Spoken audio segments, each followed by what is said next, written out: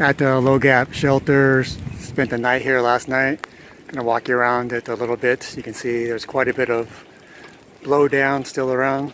A big one right over there. A couple trees actually blocking the path. No bear box, couple bear hangs.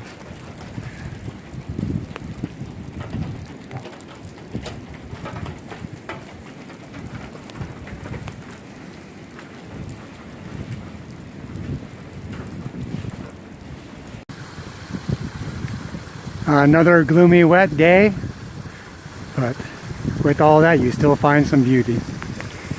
See it coming down here as well and dropping off.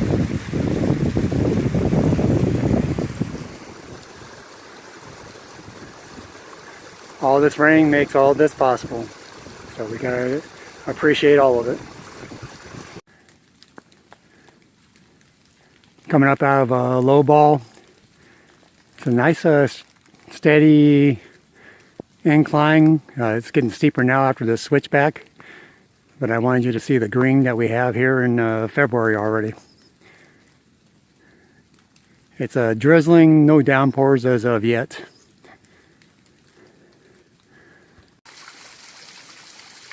This video is going to have two purposes. The waterfall, of course, and then I'm going to pan out over this direction. You can kind of see how foggy it is, how misty it is. This is actually better. I've come down from the top of the mountain a little bit. There you couldn't see to the trees. You get like the first layer of trees, but the second layer you wouldn't be able to see. But it makes for pretty good hiking right now. Not too hot, not too cool. So we're going to put some miles behind us to the next shelter, and I'll discuss my plans there.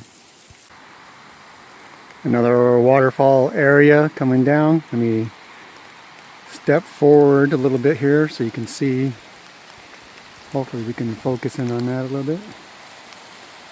There, that's a little bit better. Sorry about the fog, but there's not much I can do about that. But as you can tell, I like waterfalls, running water. Normally I like dead standalone trees up against the sunlight. We're not having a whole lot of that.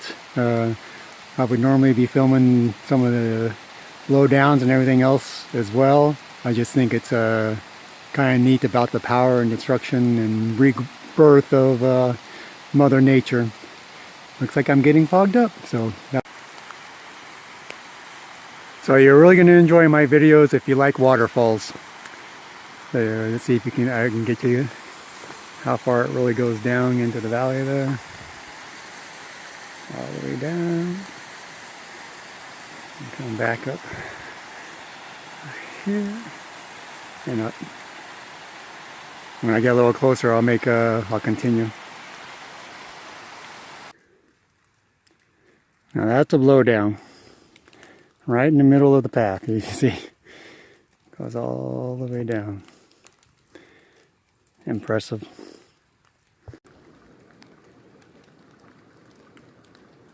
Just the side of the mountain, you can see how the moss is growing across everything.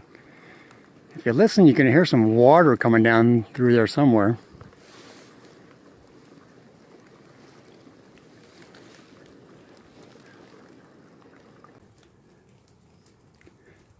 Just another view of the gray, foggy with the green in the front right now. I'm still surprised at how much green there is in February. This is my sights for the day. Okay, back on to the wrap-ups. Day 5 started off at the Low Gap shelter and finish up at the Blue Mountain shelter. It was just the next shelter over, but with the weather conditions and how everything was going and how slick it was, I found out that I was doing fine on the level ground, and even going uphill, I was maintaining a pace that I would expected. But after the first day when I slipped and fell going downhill, I've been extra cautious on that, and rightfully so. You know, I could see slid marks from other people in front of me that have fallen on there. A couple of people I've been hiking with said they fell. I think I've fallen every day, but nothing has. And it's usually that moment you start getting comfortable with yourself and thinking everything's going okay, and you're not really paying attention, and bam, there it is. You hit that slick rock or a root or something that you weren't expecting, obviously, and you slide and fall down. Slide a lot, slip a lot. Fortunately, a lot I've been able to catch most of the times with my trekking poles or just regaining my balance quickly. Coming up out of Low Gap, it's a nice, just kind of it's an incline, but it's gradual over the time, and then suddenly you'll hit one spot that will have a steep incline for about 300 yards, and you're back onto a gradual incline, and you'll see through the videos where I show a lot of the waterfalls, it's almost like it's an old service road or something that you're following around, and because they have the culverts and everything built up on the downhill side of the hill, so it's pretty gentle going through there. It's steady and gradual as you go up, and then later on you'll hit some switchbacks, and you're suddenly are going vertical again. It's like just when you get comfortable, the AT says, "Bam! We're gonna throw a twist into this whole thing," and then going up on the top of the ridges, I was getting pelted with sleet all the way across the ridges. I found myself kind of leaning my head into the one side the wind was coming, pulling my jacket further up so that I wouldn't get it hit in the face as often with the sleet. I won't say any of what I found so far is totally unexpected or I hadn't heard something about it. Maybe the amount of stone in Georgia and how you're climbing over a lot of it. Early Riser alluded to it when he made a comment about my training and how to prepare for it, but it's definitely more than I really anticipated. But nothing shocking, nothing out of the ordinary. I feel like I'm doing interval training. It's like I start off, and I'm, especially on the steep inclines, I'm like, okay, make it to 100 yards. Okay. Especially if I can see white blazes, I'm like, make it to the white blaze, make it to the white blaze, and go to the white blaze, take about 3 or 4 deep breaths and hit it again, or we're just kind of repeating that, which is good because just as they tell you to do sets of exercises, when you strain your muscles, it's good to reset those muscles. Give your muscles time to reset, because if they're overworked, the muscle length itself shortens, and if you rest it, it gives it time to relax to its full length, making it more efficient to work. So when they tell you to do 3 sets of 10, that's why. They want you to stop, rest those muscles in between, let them recuperate, and then do the next set. You're more efficient if you do that. And so I felt like I was doing interval training all the way up the mountain. The weather, the last 3 days has just been pretty much what you see behind me, gray and misty, and some rain. When today has been warmer, in fact, I overdressed. I should have just went with a merino shirt and my rain jacket. I was overcautious, threw the puffy underneath. Sitting here now, I'm thankful for it, but when I'm on the move, it's unnecessary to do that. And this is the first time I've taken off my backpack, so we're doing that.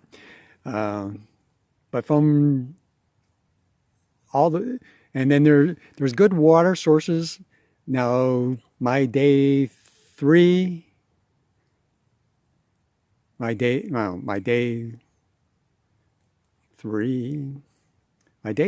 have very good water sources or consistent water sources, but from that day on, I could fill up near the road every time, and last night was no exception. 0.3 miles from the Blue Mountain Shelter, there was a water source right there, so I filled up before we got there, And we had, right after I got there, I was waiting for uh, New Jersey and Redneck to show up because they've left a low gap shelter with us. And suddenly this guy comes walking in, and I had no idea where he come from. And he was only a short time. I mean, I was just deciding where I was going to lay down my mat, and he shows up.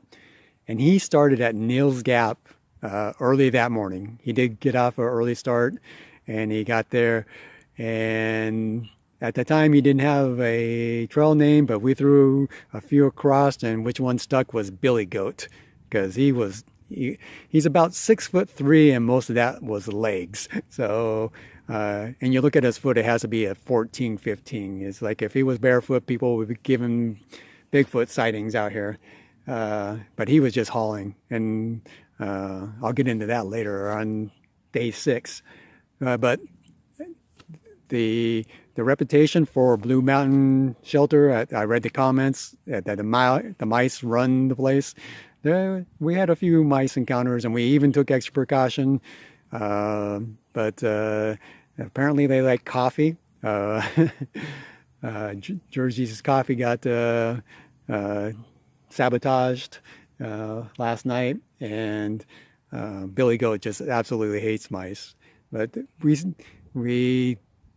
it rained hard all night. We put a little extra rain tarp up, or a footprint for one of the tents, and kind of blocked the wind a little bit better. But the air was just so moist that everything just kind of got wet throughout the day or throughout the night, no matter what we did with it, because you could feel condensation coming off the back walls and everything on that. So stay dry from the rain, not so dry from the condensation. Much better situation on that.